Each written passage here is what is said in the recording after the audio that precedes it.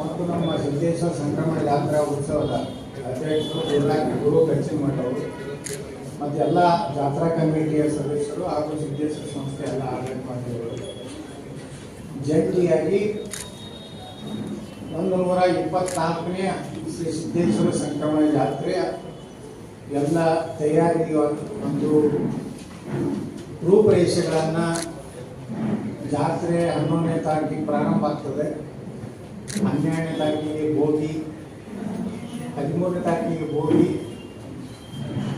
14ನೇ ತಾರೀಕಿಗೆ ಮಕರ ಸಂಕ್ರಮಣ ಮತ್ತು ಹೋಮ, 15ನೇ ತಾರೀಕಿಗೆ ನಂದಿ ಉತ್ಸವದ ಕೊನೆಯ ದಿವಸ ಹಾಗೂ ಮತ್ತು ಸುಡು ಕಾರ್ಯಕ್ರಮ. ಈ ರೀತಿ ಈಗಾಗಲೇ ನಮ್ಮ ಚೇರ್ಮನ್ಗಳೆಲ್ಲನೂ ಮಾಹಿತಿ ಕೊಟ್ಟಿದ್ದಾರೆ.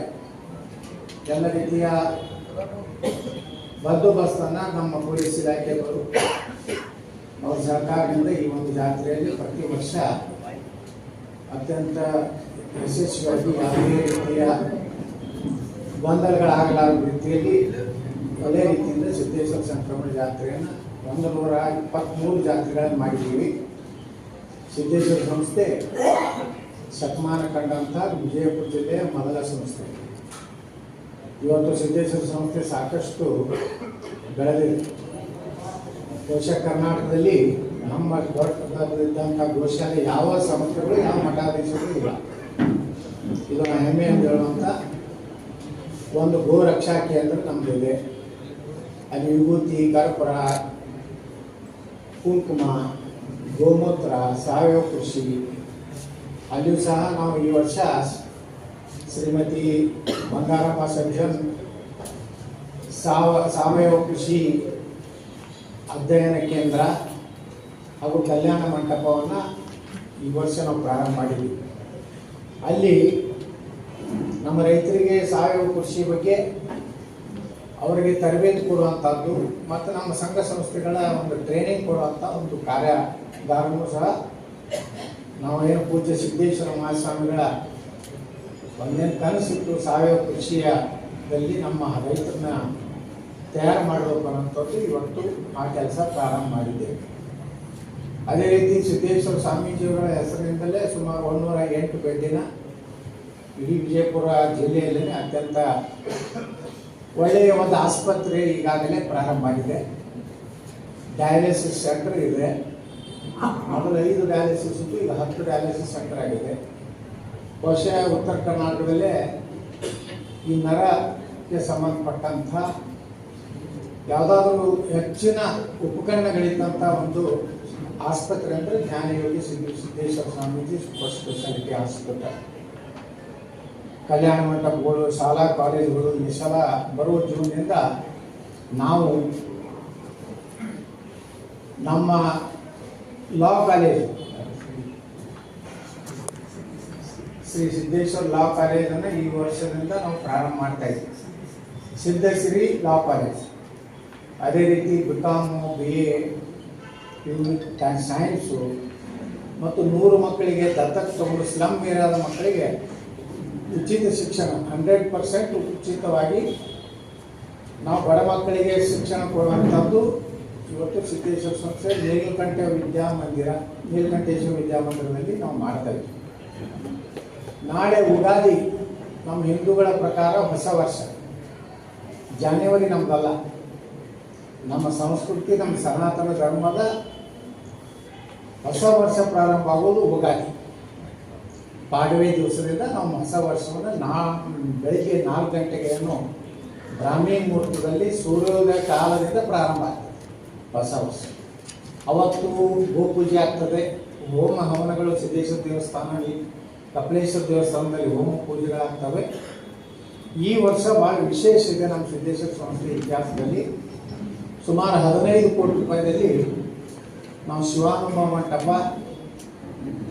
ಹಾಗೂ 5 ಅಂತಸ್ತಿನ ಶ್ರೀ ಸಿದ್ದೇಶ್ವರ ಯಾತ್ರಿ ನಿವಾಸ, ನೀಲಕಂಠೇಶ್ವರ ಯಾತ್ರಿ ನಿವಾಸ ಹಾಗೂ BM ಪಾಂಡ್ರೇಶ್ವರಲ್ಲಿ ಅನ್ನಪೂರ್ಣೇಶ್ವರ ಭವನ, ಸುಮಾರು ಅನೇಕ ಭಕ್ತರು 1 ಲಕ್ಷ 2 ಲಕ್ಷ ಕೊಟ್ಟಂಥ ಭಕ್ತರನ್ನ ಎಲ್ಲ ಸಹಕಾರದಿಂದ ಈ ಒಂದು ದೊಡ್ಡ ಕಟ್ಟಡವನ್ನು ಉಗಾದಿಯ ಹೊಸ ವರ್ಷದಿಂದ ಪ್ರಾರಂಭ ಮಾಡ್ತಾ ಇದ್ದೀವಿ. ಅದರಲ್ಲಿ ಇನ್ನೊಂದು ವಿಶೇಷ ಏನಪ್ಪ ಅಂದರೆ ಪ್ರತಿ ದಿವಸ ಹೊರಗಿನಿಂದ ಬರುವಂತಹ ಪ್ರವಾಸಿಗರಿಗೆ ಅನ್ನದಾಸೋಹವನ್ನು ಪ್ರಾರಂಭ ಮಾಡ್ತಾ ಇದ್ವಿ. ಅದ್ರ ಜೊತೆಗೆ ಯಾತ್ರಿ ನಿವಾಸದಲ್ಲಿ ಯಾರು ಪಾದಯಾತ್ರೆ ಮಾಡ್ತಾರೆ, ಶ್ರೀಶೈಲಕ್ಕೆ ಹೋಗೋರು, ಗತ್ತರಿಗೆ ಬಾಗಮ್ಗೆ ಹೋಗೋರು, ಗುಡ್ಡಾಪುರ ದಾನಮ್ಮ ದೇವಿಗೆ ಹೋಗೋರು, ಮಂತ್ರಾಲಯಕ್ಕೆ ಹೋಗೋರು, ಯಾವುದೇ ಇರಲಿ ಹಿಂದೂ ಧರ್ಮದ ಯಾವುದೇ ಸಮುದಾಯಗಳು ಪಾದಯಾತ್ರೆ ಇದ್ದರೂ ಸಹ ಅಲ್ಲಿ ಉಳ್ಕೊಳ್ಳುವಂಥ ವ್ಯವಸ್ಥೆ ನಾವು ಮಾಡಿದ್ವಿ. ಮತ್ತು ಶಾಲಾ ಮಕ್ಕಳುಗಳು ಇವತ್ತು ಪ್ರವಾಸ ಅಂತ ಹೇಳಿ ಬರ್ತಾರೆ. ಇವತ್ತು ವಿಜಯಪುರ ನಗರಕ್ಕೆ ಬಂದಾಗ ಇಲ್ಲಿ ಎಲ್ಲ ಏನು ಸ್ಮಾರಕಗಳನ್ನು ನೋಡ್ಕೊಂಡು ಮುಂದಿನ ಊರಿಗೆ ಹೋಗುವಾಗ ರಾತ್ರಿ ವಾಸ್ತವ್ಯ ಇರಲಿ ಅಂತೇಳಿ ಸುಮಾರು 500 ಮಕ್ಕಳು ಸಾಮರ್ಥ್ಯದ ಯಾತ್ರಿ ನಿವಾಸ ನಾವು ಯುಗಾದಿ ಮಧ್ಯ ವರ್ಷದಿಂದ ಪ್ರಾರಂಭ ಆಗ್ತದೆ. ಅಂದರೆ ಯಾವುದೇ ಹೊರಗಿನ ರಾಜ್ಯ ಇರಲಿ, ನಮ್ಮ ರಾಜ್ಯದ ಮಕ್ಕಳೇನು ಬರ್ತಾರೆ ಅವರು ರಾತ್ರಿ ಇಳ್ಕೊಳ್ಳುವಂಥ ವ್ಯವಸ್ಥೆ, ಮುಂಜಾನೆ ಅವ್ರಿಗೊಂದು ಉಪಹಾರ ಕೊಟ್ಟು ಅವರಿಗೆ ಅತ್ಯಂತ ಕಡಿಮೆ ಬೆಲೆ, ಒಂದು ಮಗುವಿಗೆ ಕೇವಲ 5 ರೂಪಾಯಿದಲ್ಲಿ ವಾಸ್ತವ್ಯ ಮಾಡಲಿಕ್ಕೆ ನಾವು ಅವಕಾಶವನ್ನು ಸುಮಾರು 500 ಮಕ್ಕಳಿಗೆ ಮಾಡುವಂಥದ್ದು ಈಗಾಗಲೇ ಸ್ವಾಮಿ ಮಂಟಪ ಎಲ್ಲ ರೀತಿಯ ತಯಾರಾಗಿದೆ. ಒಂದು ಗ್ರೌಂಡ್ ಫ್ಲೋರ್ ಏನಿದೆ ಅಲ್ಲಿ ಪೂರ್ತಿ ಸ್ವಾಮಿ ಮಂಟಪ, ಅಲ್ಲಿ ಕೇವಲ ಪ್ರವಚನಗಳು, ಧಾರ್ಮಿಕ ಕಾರ್ಯಕ್ರಮಗಳು ಅಷ್ಟೇ ಅಲ್ಲಿ ಜರುಗ್ತವೆ. ಇನ್ನೊಂದು ಫ್ಲೋರ್ನಲ್ಲಿ ಅಕ್ಷತಾ ಮಂಟಪ ಇದೆ. ಇನ್ನೊಂದು ಫ್ಲೋರ್ನಲ್ಲಿ ಏನು MB ಪಾಟೀಲ್ BM ಪಾಟೀಲ್ ಹೆಸರು ಕೊಟ್ಟಂಥ ಅನ್ನಪೂರ್ಣೇಶ್ವರ ಭವನ, ಅಲ್ಲಿ ಪ್ರಸಾದ ಅಂದರೆ ಲಗ್ನಕ್ಕೆ ಬಂದಂಥ ಊಟದ ವ್ಯವಸ್ಥೆ, ಮ್ಯಾಗ ರೂಮ್ಗಳು, ಯಾರೇ ಮಠಾಧೀಶರು ಸ್ವಾಮೀಜಿಗಳು ಬಂದರೆ ಅವ್ರಿಗೂ ಇರಲಿಕ್ಕೆ ಮೇಲೆಲ್ಲ ನಾವು ರೂಮ್ ಕಟ್ಟಿದ್ದೀವಿ. ಅಂದರೆ ಬಿಜಾಪುರಕ್ಕೆ ಬಂದರೆ ಜ್ಞಾನ ಯೋಗಾಸನ ಕಾರ್ಯಕ್ರಮಗಳು ನಡೀತಾವೆ. ಲಕ್ಷಾಂತರ ಜನ ಗುರುಪೂರ್ಣಿಗೆ ಬರ್ತಿರ್ತಾರೆ. ಇಲ್ಲಿ ಇರಲಿಕ್ಕೆ ವ್ಯವಸ್ಥೆ ಇಲ್ಲ ಅಂದ್ರೆ ಅಭಿವೃದ್ಧಿ ಸಲುವಾಗಿ ಒಟ್ಟಾರೆ ಹಿಂದೂ ಧರ್ಮದ ಯಾವುದೇ ಧಾರ್ಮಿಕ ಕಾರ್ಯಕ್ರಮ ಬರೋರಿಗೆ ಉಚಿತವಾಗಿ ಕೊಡುವಂಥ ಕೆಲಸ ಸಿದ್ದೇಶ್ವರ ಸಂಸ್ಥೆ ಬರುವ ಉಗಾದಿಯಿಂದ ಪ್ರಾರಂಭ ಮಾಡ್ತದೆ. ಭಾಳ ಸಂತೋಷದಿಂದ ನಮ್ಮ ಸಿದ್ದೇಶ್ವರ ಸಂಸ್ಥೆಯ ಒಂದು ಕಾರ್ಯಕ್ರಮ ಬಗ್ಗೆ ಹೇಳಿದ್ದೇವೆ.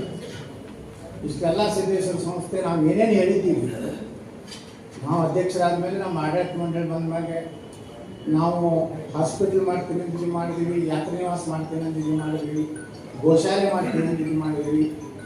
ಅದು ಭಾಳಷ್ಟು ಆಧುನಿಕ ಒಂದು ವ್ಯವಸ್ಥೆ ಮಾಡಿದ್ರಿಂದ ಅಲ್ಲಿ ಮದ್ದು ಹಾಸೋದ್ರಿಂದ ಅಲ್ಲಿರುವಂತಹ ಏನು ಕ್ರೀಡಾ ಇದಕ್ಕೇನು ತೊಂದರೆ ಆಗಬಾರ್ದು ಅಂತೇಳಿ ನಾವು ಅಲ್ಲಿ ಬಾಬಾ ಸಾಹೇಬ್ ಅಂಬೇಡ್ಕರ್ ಸ್ಟೇಡಿಯಂದಲ್ಲಿ ಮದ್ದು ಹಾರಿಸ್ತಾ ಇಲ್ಲ.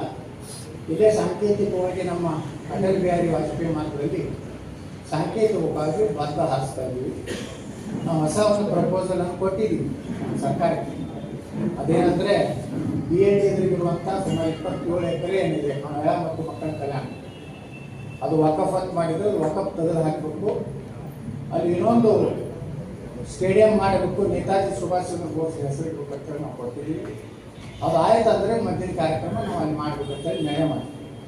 ಈ ರೀತಿ ಒಂದು 124 ವರ್ಷದಲ್ಲಿ ಸಿದ್ದೇಶ್ವರ ಸಂಸ್ಥೆ ಇಷ್ಟೆಲ್ಲ 124 ವರ್ಷ ಜಾತ್ರೆಗೆ ಆಯಿತು. ಏನು ನಮ್ಮದು ಸಂಸ್ಥೆಗೆ 1898 ಸ್ಥಾಪನೆ ನಮ್ಮ ಇದರ ಪ್ರಕಾರ ಏನೋ ಮುಂಬೈ ಟ್ರಸ್ಟ್ ಆ್ಯಕ್ಟ್ ಪ್ರಕಾರ ನಾವು 1930 ನಮ್ಮದು ರಿಜಿಸ್ಟ್ರೇಷನ್ ಆಗಿದೆ. A30 ನಮ್ಮ ಅತ್ಯಂತ ಹಳೆಯ ಮುಂಬೈ ಟ್ರಸ್ಟ್ ಆ್ಯಕ್ಟ್ನಲ್ಲಿರುವಂಥ ಇಡೀ ಮುಂಬೈ ಸ್ಟೇಟ್ನಲ್ಲೇ A30 ಅಂದರೆ ನೀವು ಲೆಕ್ಕ ಹಾಕಿ ಎಷ್ಟು ಹಳೆಯ ಸಂಸ್ಥೆ ಇರ್ಬೋದು. ಮುಂಬೈ ರಾಜ್ಯ ಅಂದರೆ ಇದೆಲ್ಲ ನಮ್ಮ ಧಾರವಾಡ, ಬೆಳಗಾವಿ, ಬಿಜಾಪುರ, ಮುಂಬೈ ಮತ್ತು ಅರ್ಧ ಗುಜರಾತ್ ಸೇರಿ ಮುಂಬೈ ಪ್ರಾಂತ ಇತ್ತು. ಅವಾಗ ಏನು ಕಟ್ಟಿದ್ದಂಥ ಸಿದ್ದೇಶ್ವರ ಸಂಸ್ಥೆ. ಅಂಥ ಸಂಸ್ಥೆ ಇವತ್ತು ಬಿಜಾಪುರದಲ್ಲಿ ಸಾಮಾಜಿಕವಾಗಿ, ಶೈಕ್ಷಣಿಕವಾಗಿ, ವೈದ್ಯಕೀಯ ಕ್ಷೇತ್ರದಲ್ಲಿ ಮುಂದಿನ ದಿವಸ ನಾವು ವಿಜಯಪುರಕ್ಕೆ ಮತ್ತೊಂದು ಮೆಡಿಕಲ್ ಕಾಲೇಜ್ ಮಾಡಬೇಕಂತ ನಿರ್ಣಯ ಮಾಡಿದ್ದೀವಿ. ಅದಕ್ಕೆ ಬೇಕಾದಂಥ ಪ್ರಸ್ತಾವನೆಗಳನ್ನು ತಯಾರು ಮಾಡ್ತಾಯಿದ್ದೀವಿ. ಇನ್ನೊಂದು 2-3 ವರ್ಷದಲ್ಲಿ ನಮ್ಮ ಏನು ಟ್ರಸ್ಟ್ ಇದೆ ಶ್ರೀ ಸಿದ್ದೇಶ್ವರ ಲೋಕ ಕಲ್ಯಾಣ ಚಾರಿಟೇಬಲ್ ಟ್ರಸ್ಟ್ ಇದೆ, ಅದರ ಕಡೆಗೆ ಒಂದು ಮೆಡಿಕಲ್ ಕಾಲೇಜ್, ಈಗ ನರ್ಸಿಂಗ್ ಕಾಲೇಜ್ ಆಗಿದೆ, ಆಯುರ್ವೇದ ಕಾಲೇಜ್ ಮಾಡ್ತಾಯಿದ್ದೀವಿ. ಅದರ ನಂತರ ಮೆಡಿಕಲ್ ಕಾಲೇಜ್ ಪ್ರಸ್ತಾವನೆಯನ್ನು ನಾವು ಇಟ್ಟಿದ್ವಿ. ಅಂದರೆ ಹೆಚ್ಚು ಕಡಿಮೆ ಶೈಕ್ಷಣಿಕ ಕ್ಷೇತ್ರದಲ್ಲಿರುವಂಥ ಎಲ್ಲ ಇದಕ್ಕೂ ಇವತ್ತು ಅರ್ಹರಾಗ್ತಾ ಇದ್ದೀವಿ ಅಂತ ಒಂದು ವಿಚಾರವನ್ನು ನಿಮ್ಮ ಹೇಳಕ್ಕೆ ಬಯಸ್ತಾ ಇದ್ದೀನಿ. ಯಾರೂ ರಾಜಕೀಯ ಪ್ರಶ್ನೆಗಳನ್ನು ಕೇಳಬಾರ್ದು, ರಾಜಕೀಯ ಪ್ರಶ್ನೆಗಳಿಗೆ ಉತ್ತರ ಇಲ್ಲ. ಹಿಂದೂ ಧರ್ಮದವರ ಹಣ ತಗೊಂಡದ ಹರಾಮಿಗೆ ತರಿಸಿದ್ರೆ ಬರಬಾರ್ದು. ಅವ್ರು ಹೇಳ್ತಾರೆ ಕೆಲವು ಮಂದಿ ಇದು ಹರಾಮಪ್ಪ, ಹಿಂದೂಗಳ ಹರಾಮ್ ಮಾಡೋದು ಹರಾಮ, ನಮ್ಮ ಪೂಜೆ ಸಾಮಾನು ಮಾಡೋದು ಹರಾಮ್ ಅಂದ್ರೆ ಮಾಡಬೇಡ್ರಿ, ನಾವು ಹಿಂದೂಗಳಿಗೆ ಮಾಡ್ಕೊಂಡು ಇಲ್ಲಪ್ಪ ಹಿಂದೂ ಧರ್ಮ ದೊಡ್ಡ ಧರ್ಮ ಭಾಳ ಗೌರವ ಕೊಡ್ತಾರೆ ಬರ್ರಿ. ನಮ್ದೇನಿಗೆ ಬರ್ಬೇಕಂತ ನಿಮಗೆ ಬೇಕಿತ್ತ, ನಮಗೇನು ಸಂಬಂಧ?